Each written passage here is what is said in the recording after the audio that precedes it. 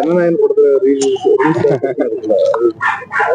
ஜனநாயக படம் இன்னும் ரிலீஸ் ஆகலையே, அதுதான் ஒரு கவலைக்கிடமா இருக்கு. நான் கடந்த 2 நாட்களா சொல்லிட்டு இருக்கிறேன், அரசியலை அரசியலாக பண்ணுங்கள், சினிமாவை சினிமா பாருங்கள் என்று சொல்லியிருந்தோம்.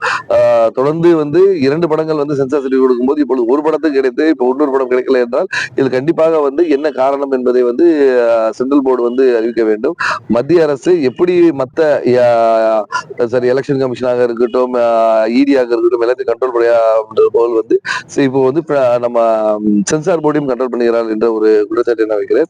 கண்டிப்பாக இதுக்கு ஒரு தெளிவான பதிலை போர்டு அளிக்க வேண்டும். ஏன்னா நீதிமன்றம் உத்தரவு கொடுத்த பின்பு மீதும் அதை ஸ்டே வாங்கி திருப்பி இல்லை 21ஆம் தேதி போல தான் நாங்கள் சொல்லுவோம் என்று சொல்லுவது மிகப்பெரிய வருத்தத்தை அளிக்கிறது. அரசியல் உள்நோக்கம் அரசியல் உள்ளது கண்டிப்பாக இருக்கு என்பதா என்னுடைய. ஏன்னா டிசம்பர் 18 போலயே அவன் முதல் சான்றிதழ் போயிருக்கு, அதுக்கப்புறம் சில கரெக்ஷன் சொல்லியிருக்காங்க, அதையும் கரெக்ஷன் பண்ணி சப்மிட் பண்ணியிருக்காங்க.